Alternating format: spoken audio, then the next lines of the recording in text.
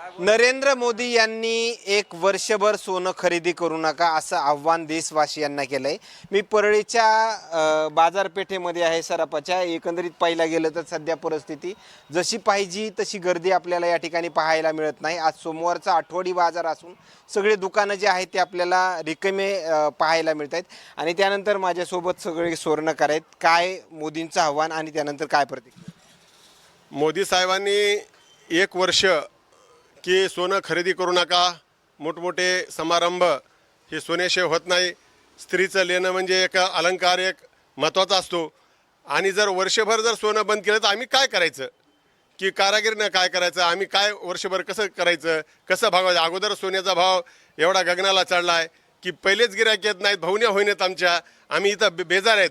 मग शासनाने एकच करावं की स्वर्णकारांना नोकऱ्या तरी लावून द्यावा आमच्या, एवढी सरकारातर्फे आमची मागणी आहे। कळकळीची विनंती की मोदी साहेबांनी जे विधान केलं आहे ते थोडं चुकच केलं असं मला वाटतंय, की प्रत्येक सुवर्णकारावर हा एक नाइंसाफ ह्या गोष्टीचा आहे की त्यांनी सोनं महाग करून एक चूक केली। आणि दुसरं करणं, जर सुवर्णकाराला जर नोकऱ्या जर दिल्या तर चांगलं होईल, जर वर्षभर जर का त्याच्यावर पर्याय काढा की एक तुम्हाला वाटतंय त्यांनी केलेलं विधान मागं घ्यावं? मागं घ्यावं, निश्चित घ्यावं की ह्याच्यामध्ये जे बाहेर ह्याच्यातून राज्यातून आलेले सुवर्णकार समाज बांधव आहेत, कारागिरीत आहेत, आत्ताचं कुठंतरी हे सोनं महाग झालेलं आहे, त्या महागाईच्या हिशोबाने 10% तरी व्यवसाय राहिलेला नाही परळीमध्ये। आणि हे अडचण पुढचं आहे की जे बाहेर आहेत कारागीर आणि आम्हाला तर धंदेच नाहीत, भावण्या देखील होण्यात 8-8 दिवस भावण्या होण्यात कोणालाच होईनात। महागाई असल्यामुळे गिराईक बेंटेक्स वापरायला लागले आणि पुन्हा परत हा अजून हे असं जे विधान केले मोदी साहेबांनी हे खरोखरच चूक आहे असं मला वाटतंय। खरं तर मोदींचं आव्हान आणि सगळ्या स्वर्णकारांचे चेहरे जे आहेत आपल्याला पडल्याचं देखील पाहायला मिळतंय। मागच्या वर्षीचा आठवडी बाजार आणि या वर्षीचा तुलनात्मक फरक पाहायला गेलं तर ग्राहकांची गर्दी कितपत कमी झाली आहे? 0% आलेली आहे। आता कसल्याही प्रकारचे गिराईक नाही, काही नाही, सर्व उपासमारीची वेळ आलेली आहे समाजावर। हे मोदीने केलेली चूक आहे। तुम्हाला काय वाटतं त्यांचं आव्हान या विधानाकडे तुम्ही कसं पाहताय? ते चुकीचं आहे सर, त्यांनी जे आवाहन केलं ते चुकीचं आहे। एक दुसरीकडे पाहिलं गेलं तर त्यांनी हे आव्हान का केलं असावं असं तुम्हाला वाटतं? हे सगळं देशाचा विचार करून केलं, पण त्यांनी स्वर्णकार समाज आणि गोरगरीब कारागीर यांचाही विचार करून हे विधान मागं घेऊन जराशी सहकार्य करायला पाहिजे। हां, अगोदरच धंदे नसल्यामुळे सगळेजण जरा माग आहेत। आज म्हणजे किती फटका बसलाय असं वाटतंय?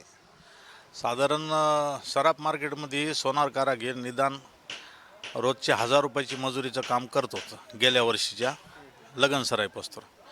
ह्या वर्षी सुवर्णकाराच्या हाताला कामधंदाच राहिलेला नाही, तर ते विषय थोडा शासनाने लक्षात घेतला पाहिजे सोनार समाजाचा, जे खालच्या कारागीर वर्गातला आहे, की त्यांची रोजंदारी कशी वाढवता येईल।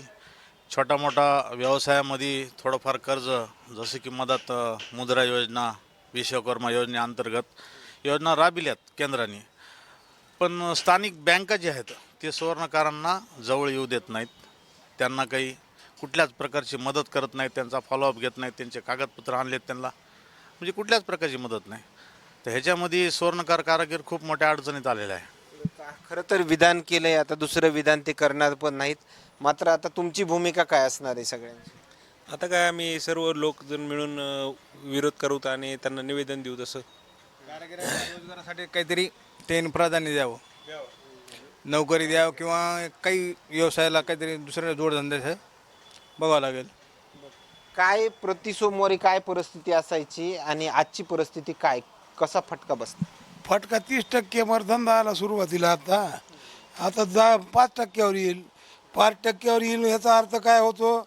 सोनारानं चोऱ्या करणे, घरपोली करणे, काहीतरी कुठल्या तरी गुन्हेगारी प्रवृत्तीमध्ये घुसणे, ह्याच्याशिवाय पर्याय उरणार नाही ना। आता नोकरी जरी म्हणलं, प्रत्येक एज्युकेटेड नाहीत किंवा वयात बसणार नाहीत, नोकरी देऊन कुठली देणार नोकरी? आणि ती ज्यानं हे धंदा सोडून दुसरा धंदा केलेलाच नाही त्याला कसं शक्य आहे? आता आमच्यासारख्या वयस्कर माणसानं नेमकं काय करायचं? आज 20 माणसाचं कुटुंब जर दुकानावर चालवायचं असेल तर त्याला कुठं असं टोपली उचलायला जाण्याचे वय आहेत का आमचे? हे कुठलाही विचार न करता हा निर्णय घेणं 100% चुकीचं आहे आणि ह्या मताशी आम्ही सहमत नाहीत। पूर्ण तब्बल प्रत्येक दुकानावर किती कारागीर आहेत? 1 2 कुठे 10 कुठे 5 जसे जसे त्याचं हे 250 300 कारागीर आहेत एका छोट्याशा तालुक्यामध्ये. तुमचं जे कामगार वगैरे आहेत ते त्याची डिझाईन वगैरे तयार करणारे आता त्यांचं देखील उपासमारीची त्यांच्यावर वेळ येऊ शकते. 100% उपासमारी त्यांच्यावरच पहिली कुऱ्हाड आहे, बाग नंतर सराफावर आहे. आता 1 वर्ष खरेदी करायचं नाही असं आव्हान जर केलं असेल, आता दुसरा पर्याय तुम्ही एकंदरीत काय तुमच्यामध्ये चर्चा होती? आता पुढे काय करायचं, लेकरं बाळं कसे जगवायचे, पुढे चलून काय नेमकं करायचं काय, हे प्रश्न मोठा आहे. एकतर कोविडपासून मार्केट असं झालेलं आहे की सगळं झिरोवर आलेलं आहे. त्याच्यानंतर अजून एक मोठा कोविडच म्हणावं लागेल याला, आणि त्यांनी मागं घेतलं पाहिजे. या धंद्याला कुठलंही शासनाची आर्थिक मदत नाही किंवा सहकार्य नाही, कुठलंच कर्ज भेटत नाही. त्याच्या अनेक चौकशा, अनेक कुठाने तर त्याचं जे प्रोसिजर आहे लोनचं ह्याचं त्याचं एकदम किचकट आहे. भयंकर किचकट आहे. त्याच्यामधून 5% लोकांना सुद्धा फायदा होऊ शकत नाही. जरी त्यांना आश्वासन दिले आम्ही हे करू ते करू, काही केलेलं नाही. 40 वर्षाला धंद्यात आहे. ओके, धन्यवाद. खरं तर या येत असलेल्या प्रतिक्रिया मात्र नरेंद्र मोदी यांच्या आव्हानाचा फटका जो आहे तो थेट या ठिकाणी आपल्याला पाहायला मिळतोय. आलेल्या प्रतिक्रिया मात्र काय सांगून जातात हे नक्की समजलं असेल.